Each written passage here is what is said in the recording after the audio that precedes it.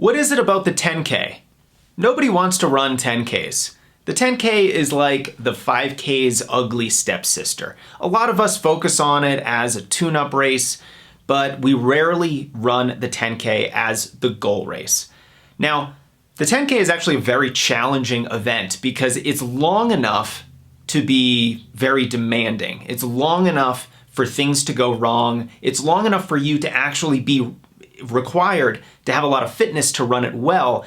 You can't just fake it like you might be able to fake a 5K. Now, with that said, the 10K is actually short enough to be really fast. So it's this great blend of endurance and speed. And if you've ever struggled with the 10K, maybe you've overemphasized mileage and the importance of the long run in your training cycle, and you never had that upper gear to run hard. Or maybe you just did too much speed work and you never had the endurance to really hammer the full 6.2 miles. What I want to do in this video is talk about the fundamental building blocks of effective 10K training so that you know what to focus on and when, so that you can run your fastest 10K yet. Now, I mentioned this before, but the 10K is a really hard event. It's this great middle distance event. It's not really long, but it's also not really short. And that helps us determine what kind of training is going to be essential for this distance. We have to focus on both endurance and speed. Now, let's start from the beginning. If you want to run a successful 10K in 3, 4, 5 months, let's start with your foundation first. And the building blocks of any good foundation are what's going to be in your base phase of training. So the focus is on building your overall weekly mileage. The focus is on getting your long run up to a good level. And the focus is also on more aerobic oriented workouts that are going to give you the stamina and the staying power to do the hard work that comes later, and to really have the staying power for those really challenging workouts that are more specific to that 10K race itself. So more specifically, what you want to do is, number one, get your weekly mileage up to, let's say, at least 30 miles per week at a minimum, but higher is better. If you can do that, you will build the necessary endurance to run a good 10K. But it's not just about your overall weekly mileage. Let's also talk about your long run. Now, your long run is simply the longest run that you're going to do during the week. So it could be as short as a single mile if you only run about a half mile on your other runs, but that's usually not how runners train. Typically, runners will try to get into the double digits for their long run. And for the 10K distance, at a bare minimum, I like to see runners get up to about 10 miles for their long run. This allows them to actually run the race on race day with an adequate warm-up and a cool down, and just being physically capable enough to handle that amount of volume. Now, of course, if you can go higher than 10 miles, that is going to benefit you. I know that when I and some of my very fast friends were training for 10Ks, we were running 16 to 20 miles for your long run. And there's some elite runners who train for much shorter events, but run much longer long runs. So you can run those higher double-digit long runs for the 10K, and that is only going to help you. As you're building your mileage and as you're focusing on getting that long run up to a good distance, the other thing that we can add to your training are more aerobic-oriented workouts. These are workouts done at your half marathon or marathon race pace, or maybe they're done at your lactate threshold or tempo pace. Any workout that's done at your tempo pace or slower is going to be a more aerobic workout. You're not running anaerobically or without oxygen, and these workouts serve as that great building block that will help you much more competently do those challenging, difficult workouts closer to your 10K goal race. All right, you are building your mileage, working on getting that long run up to double digits. You started to do a more aerobic workout during the week. What's the next step? Well, we've been focusing on endurance so far. The next step is to start layering in speed. Now, we actually don't want to start layering in speed after we've worked on those things. We can do both at the same time. And I want you to move away from the idea that running fast is hard. It can be, but it doesn't have to be. A good example are strides. about 100-meter accelerations where you build to about 95 or 98% of your max speed, and then you coast to a stop. The whole thing should probably take you about 20, maybe 25 seconds.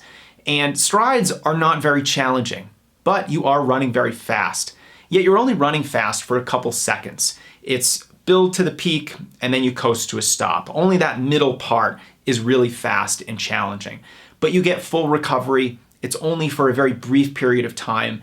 And things like strides or hill sprints are phenomenal at building the speed and also the coordination of running fast. Because if you can't run fast competently, if you can't run really fast for 10 seconds, you're not going to be able to run a 10K really fast either. And so strides and maybe hill sprints are great building blocks of speed. Just like, higher mileage or, a fast finish run or a long run, those are the building blocks of endurance. Strides and hill sprints are the building blocks of speed.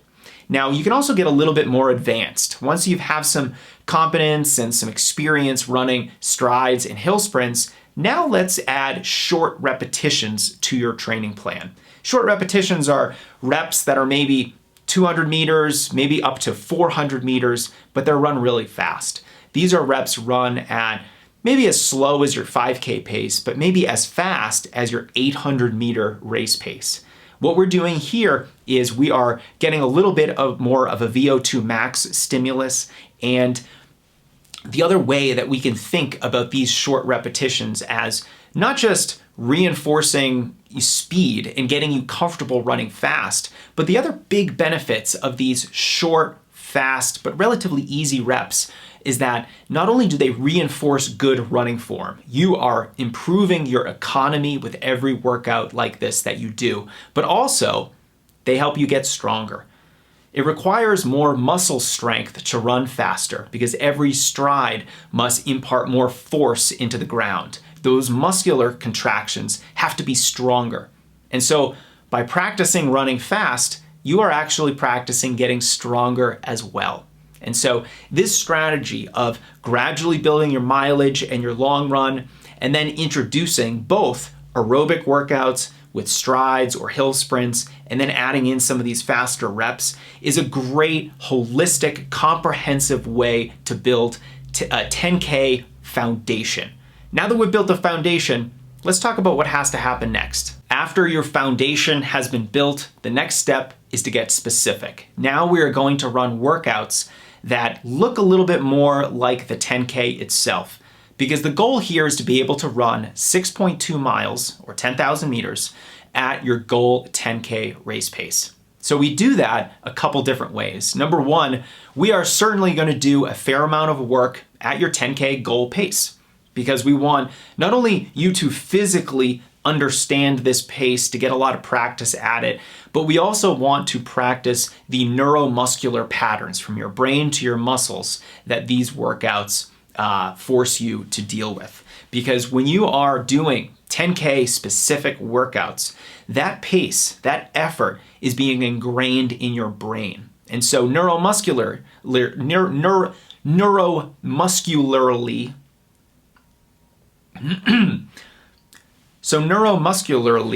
that's such a hard word. Neuromuscularly,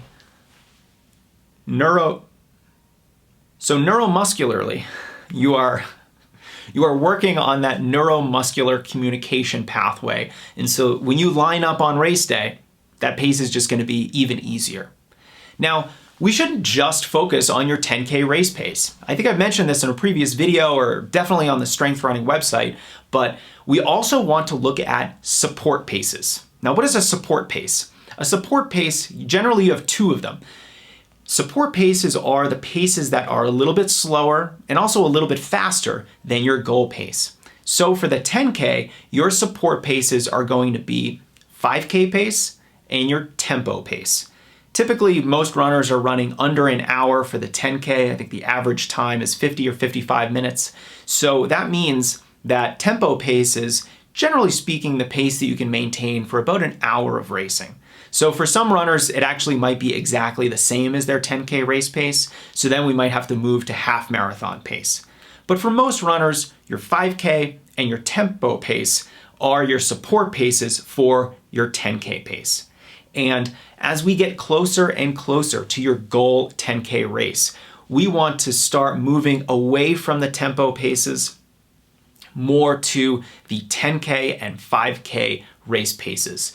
These are going to give you the very specific fitness to hit your goal, which is to run a certain pace over 6.2 miles. Here's an example of a progression of 10K specific workouts. So maybe 6 weeks out before the race, you run 3 times a mile at your goal 10K race pace with about 2 minutes of jogging recovery.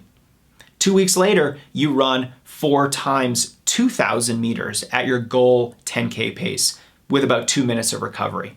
And then maybe about 2 weeks before your 10K race, you run let's do the math.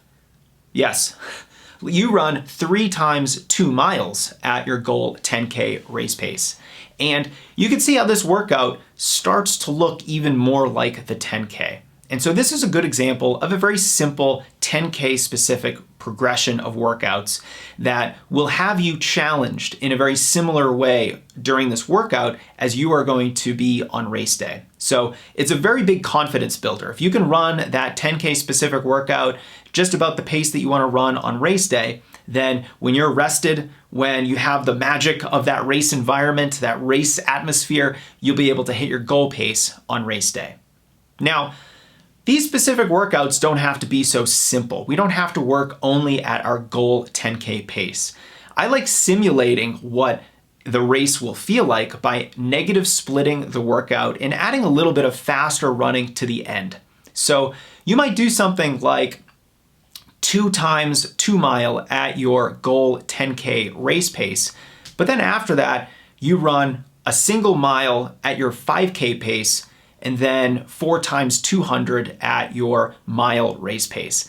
This is a workout now where you are practicing what's gonna happen at the end of that race. It's gonna start to feel a lot more challenging. It's gonna start to feel like you're fatiguing, like your step rate or your cadence is slowing, and you are mimicking the fast finish that you are hoping for in the 10K. Now, there's so many different ways to structure workouts that, I could make 20 of these videos and have different example workouts in each one of them. The goal here is to simply show you the thinking behind the workouts so that you can then build your own workouts. You can build your own training plan and understand why workouts are structured the way they are so that when you look at a training plan, you know what it means.